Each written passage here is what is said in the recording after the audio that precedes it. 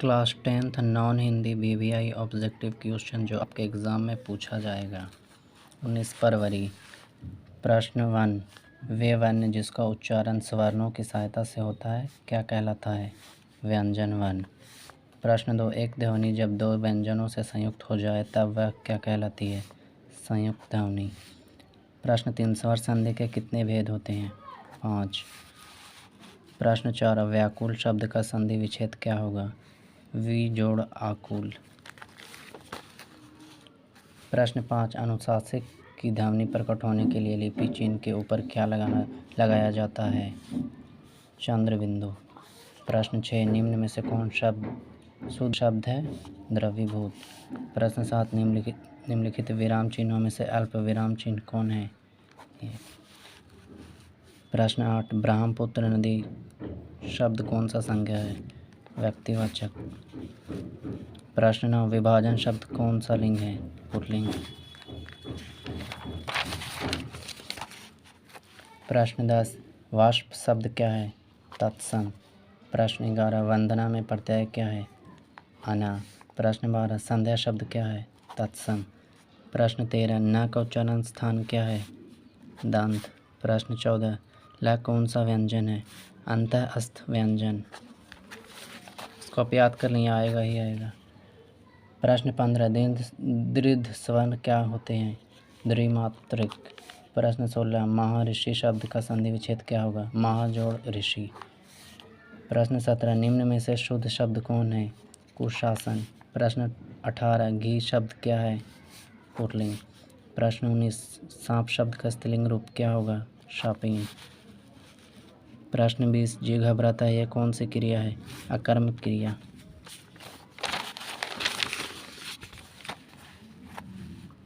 प्रश्न 21, सुदामा की दीन दशा देखकर कौन रोए? श्री कृष्ण। इसको आप याद कर लें।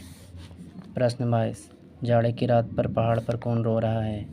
एक हिरन। प्रश्न 23, किसकी तलवारों की वार देखकर मराठे पुलकित होते थे? लक्ष्मीबाई। ये सब याद कर लें। प्रश्न 24, पीपल के पेड़ पर कौन चहचहा गा रही थी? बुलबुल। प्रश्न 25, कौन कवि निर्मोही रहने के लिए कहते हैं? कबीरदास। प्रश्न 26, मेरे अल्लाह बुराई से बचाना मुझको यह प्रार्थना कौन कर रहा है? बच्चे। प्रश्न 27, सैर शब्द का क्या अर्थ है? निकलना। प्रश्न 28, पंद्रह गिलहरियों के घर कहाँ हैं? डालियों पर। प्रश्न 29, जो गगन के फूल बातों से वृथा नहीं तोड़ते, संपदा मन से करोड़ों की नन्ही जोड़ते हैं, यह पंक्ति किस कविता की है? पीपल। प्रश्न 3, वसुधा शब्द का क्या अर्थ है? पृथ्वी। प्रश्न 31, तराशना शब्द का अर्थ क्या होता है? आकार देना। प्रश्न 32, किसके पास धन अतिथि के सामने अल्पावधि तक ही लिखने आता था? इसको आप याद कर लें। सूर्यकांत त्रिपाठी निराला। प्रश्न 33, खेमा कितने वर्ष का था? लगभग 7 से 8 वर्ष। इसको भी आप याद कर लें। प्रश्न 34, मेरे पैर जलते हैं चप्पल ला दो काका, यह किसने कहा? खेमा ने। याद कर लें। प्रश्न 35, मथी गांव की निवासी विष्णु शंकर तिवारी की बेटी का नाम क्या था? सोनी। प्रश्न 36, हौसले की उड़ान शीर्षक पाठ में कौन अपनी उम्र की बच्चियों से अलग है? कदम।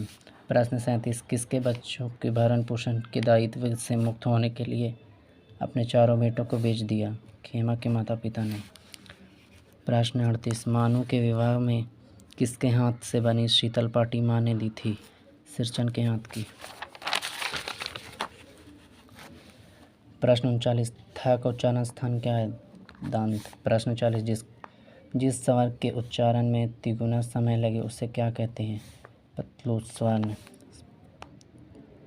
प्रश्न 41, सभापति शब्द कौन सा समास है? तत्पुरुष समास।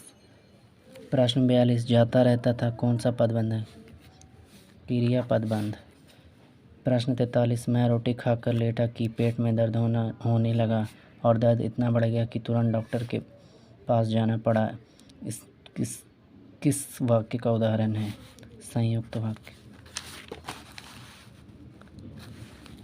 निम्न में से शुद्ध शब्द कौन है?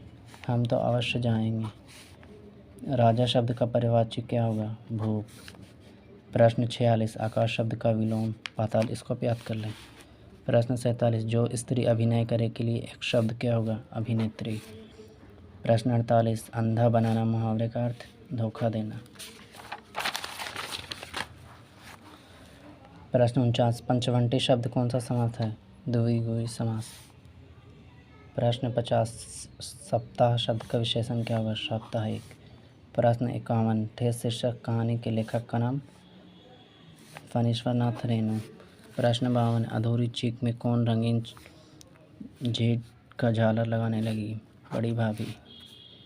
प्रश्न 53 कलिंग महाराज की पुत्री का नाम क्या था? पद्मा, इसको आप याद कर लें।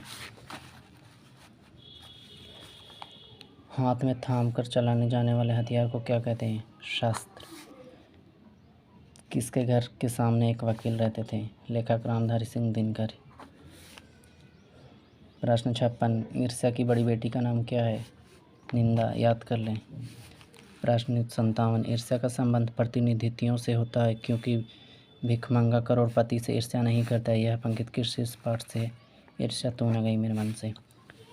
प्रश्न 58 खगोल विद्या क्षेत्र में कौन विश्व में प्रसिद्ध है? आर्यभट्ट, इसको आप याद कर लें ज़रूर से। प्रश्न 59 विक्रमशिला विश्वविद्यालय में नवगत विद्यार्थियों को कुछ समय के लिए कहाँ रहना पड़ा था? द्वारपाल वर्ग में। प्रश्न 60 दीदी की डायरी शीर्षक पाठ में संजू किस कक्षा में पढ़ती थी? कक्षा 8, याद कर लें। प्रश्न 61 ईदगाह शीर्षक कहानी में महमूद के पास कितने पैसे थे? 12। प्रश्न 62 बाल गोविंद भगत की पतोह स्वभाव से कैसी थी? सुबह और सुशील, याद कर लें। प्रश्न 63 कलेवा शब्द का क्या अर्थ है? सुबह का जलपान। प्रश्न 64 किस लेखक को लोकमन का मर्मज्ञ कलाकार कहा गया? फणीश्वर नाथ रेणु। प्रश्न 65 ईदगाह शीर्षक पाठ में अपनी कोठरी में बैठी रो रही है अमीना। प्रश्न 66 बाल गोविंद भगत की प्रभावतियाँ कब शुरू होती है? कार्तिक से। प्रश्न 67 हुंडरू का जलप्रपात शीर्षक पाठ साहित्य की विधा है? यात्रा वृत्तांत।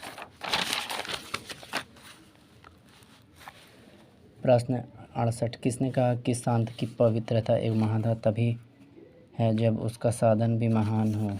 महात्मा गांधी, इसको याद कर लें। प्रश्न 69 झरना के एक और जंगल रांची में है और दूसरी ओर जंगल हजारीबाग में। प्रश्न 70 हुंडरू का झरना की ऊंचाई कितनी है? 243 फुट, याद कर लें।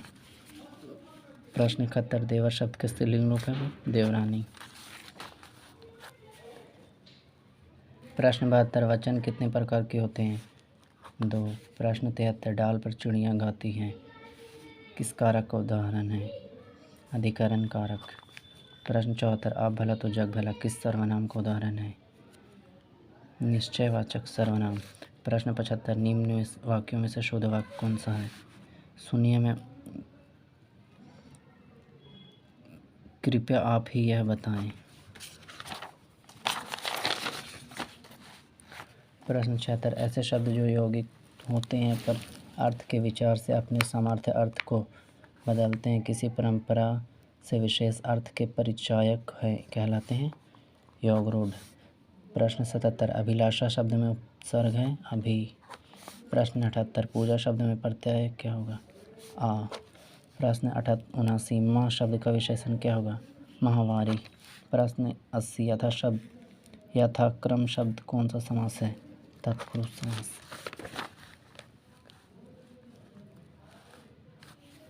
निम्न में से कौन कवि वंचित लोगों को समृद्ध आपादान की संवेदनशीलता को रेखांकित करता है?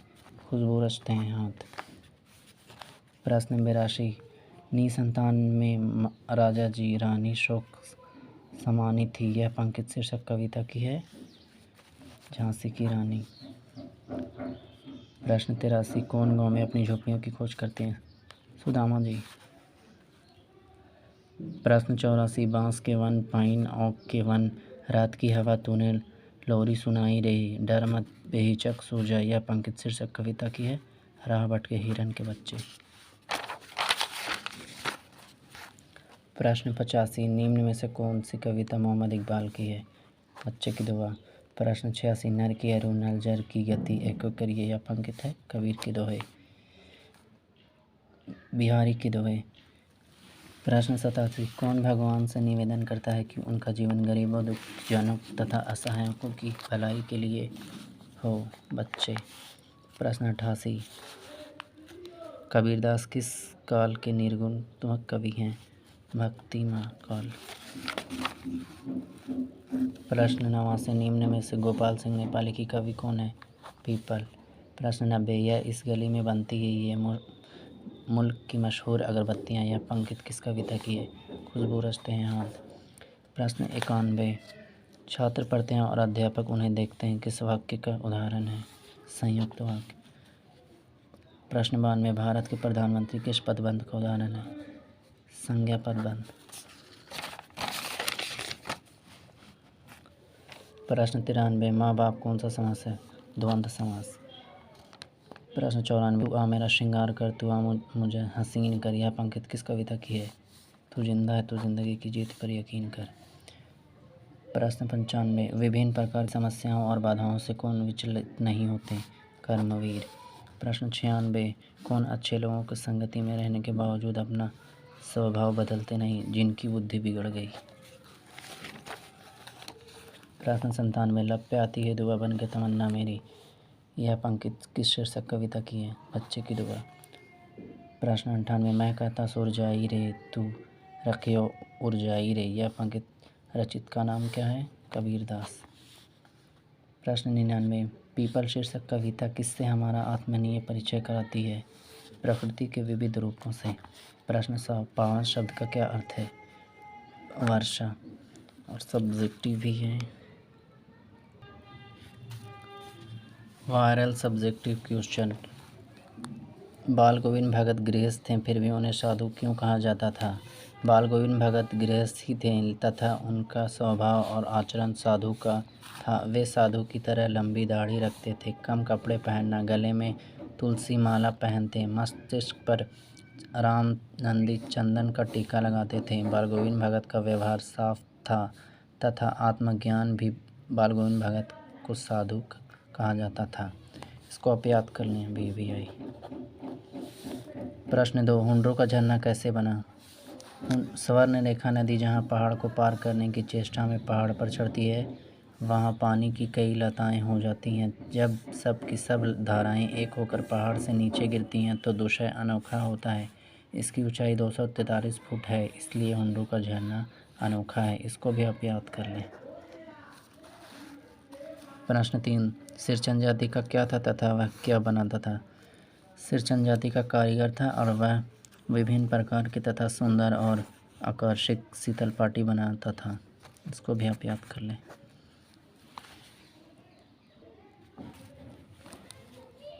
ईर्ष्या को अनोखा वरदान क्यों कहा गया। BBI प्रश्न ईर्ष्या को अनोखा वरदान इसलिए कहा गया है कि जिस मनुष्य में ईर्ष्या घर बना लेती है वह उन चीज़ों से आनंद नहीं उठाता है जो उसके पास है, बल्कि उन वस्तुओं से वह दुख उठाता है जो दूसरों के पास है। उसके मन में अपनी वस्तु से संतोष नहीं होता है तथा पराई वस्तु से डाह होती है। इसको भी आप याद कर लें। निराला को दीनबंधु क्यों कहा गया। महाप्रांत निराला गरीबों एवं बेसहारों के सच्चे साथी थे। उनमें महाप्रांत परमात्मा की तरह दीनबंधु थी तथा वे जीवन पर्याप्त दीन दुखियों की सेवा और सहायता करते रहे। यही कारण कि निराला जी को दीनबंधु कहा गया। इसको भी आप याद कर लें। लक्ष्मीबाई का बचपन किस प्रकार के खेलों में बीता। लक्ष्मीबाई का बचपन प्रांत शिकार खेलने में, नकली युद्ध करने में, व्यूह रचने में, व्यूह तोड़ने में, सेना को घेरने, सेना से घिर जाने पर उससे निकलना आदि प्रिय खेलों को खेला करती थी। इसको भी आप याद कर लें। अपने गांव वापस आकर सुदामा को भ्रम क्यों हो गया। जब सुदामा द्वारिक से वापस अपने गांव आते हैं अपने द्वारिक जैसी महत्व देखकर भ्रम होते हैं। इसको भी आप याद कर लें।